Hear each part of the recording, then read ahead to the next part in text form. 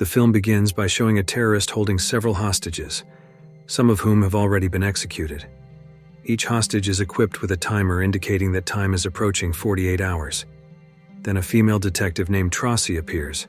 She is tasked with finding the location where the hostages are being held, but the terrorist has modified the room to make it untraceable. Suddenly, a gunshot is heard from the top of a building, and Trossi heads to the source of the shot. But it's too late as the hostages have already been executed. A negotiation ensues between the detective and the terrorist for the terrorist to surrender peacefully. However, the terrorist chooses to commit suicide by jumping off the building. The scene then shifts to Trossi playing a piano left by her late husband, even though she cannot play the piano. She presses a button on the piano, and a hologram resembling her late husband appears. Feeling that she has played enough, she puts on a device around her ear. This device is known to back up her brain to ensure she can be revived by the Restoration Institute if she dies.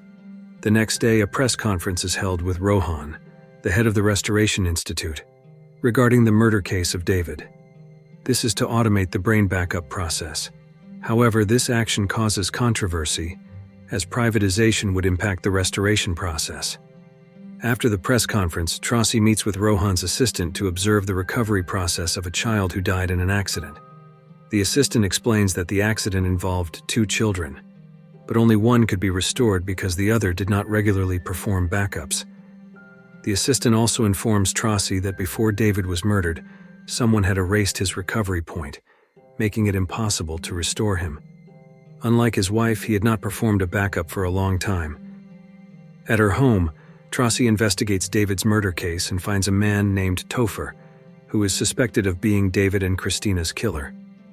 Topher was the last person to call Christina, which is supported by evidence in the form of a necklace found by Trossi at the crime scene. They then head to Topher's residence to make an arrest. Upon arrival, Trossi locks David in the car and conducts the operation alone. She sneaks into Topher's house and finds Topher sitting alone. Topher is asked to surrender peacefully, and he complies, stating that the judicial process must be fair while showing a key-like device. The negotiation proceeds smoothly until David arrives and disrupts everything. Topher claims that David is the real killer and attacks him, but is intercepted by Trossi. Seeing an opportunity, Topher manages to escape despite being shot by David. A chase ensues between Topher and Trossi. They enter a forest which favors Topher in outmaneuvering Trossi. Eventually, Trossi falls and ends up in dirty water, nearly dying as she gets stuck on a branch underwater. However, Trossi is saved by David, who arrives just in time. The pursuit ultimately becomes futile as Topher manages to escape from both of them. Long story short, before leaving, David tries to open a safe disguised as a painting. However, he cannot remember the combination to open it as Europol is already approaching David's house. They quickly leave, returning the safe to its painting form. Back at Trossi's home, David is seen injecting a drug to counteract the side effects of being revived using backups that exceed 48 hours, which can cause the body to deteriorate faster.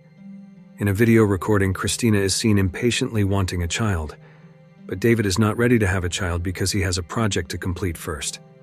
Then Trossi shows David a photo where Christina is with Topher in front of a house of unknown location. Trossi also informs David that Christina and Topher have been communicating for the past 4 months. The next day, Trossi attends a meeting with Rohan and an Europol agent. The agent corners Trossi, accusing her of knowing the truth about David being revived by Rohan. Rohan explains why he revived David illegally, stating that David is a crucial person because he thoroughly understands the Institute's system. The Europol agent agrees to help Rohan because he is determined to save many lives from Topher's actions and will keep this incident from the public to avoid mass panic, asking Trossi to drop the case. As Trossi is cornered, David wakes up and hits the agent on the head. Forced to act, Trossi shoots the agent because he was about to shoot David. Trossi and David flee, feeling it is no longer safe to stay at home. The first place they visit is a black market, where a group of people engage in illegal transactions, even betting on death.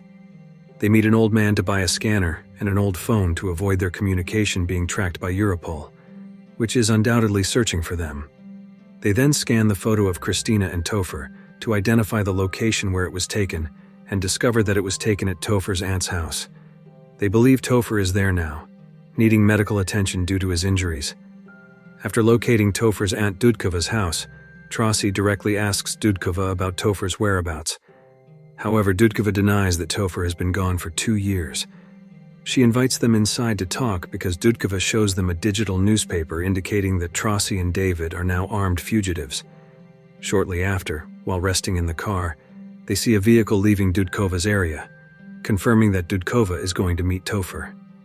They immediately follow the direction the car goes.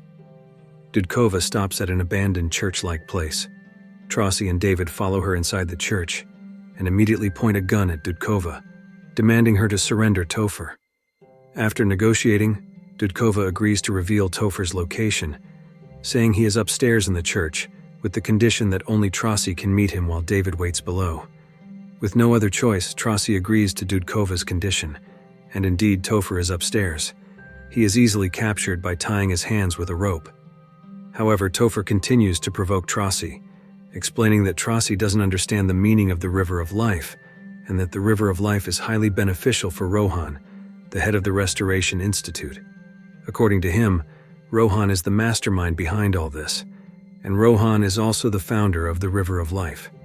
Long story short, they head to a university, which is the first restoration unit, as it is impossible to restore Topher at the Restoration Institute. Shortly after, the Europol agent, previously presumed dead by Trossi, visits the church where Topher was hiding. At the university, David is assisted by Trossi in preparing the restoration equipment. While preparing, Trossi reveals to David that Rohan is the founder of the River of Life, aiming to streamline his restoration business at the Institute. However, David confesses that he is unaware of all this because his memory is not fully restored. He does not deny that the existence of the River of Life group will facilitate Rohan's business at the Institute, since many victims from the River of Life would want to be restored. Moments later, Trossi calls her superior for backup. However, her superior rejects and scolds her for her actions.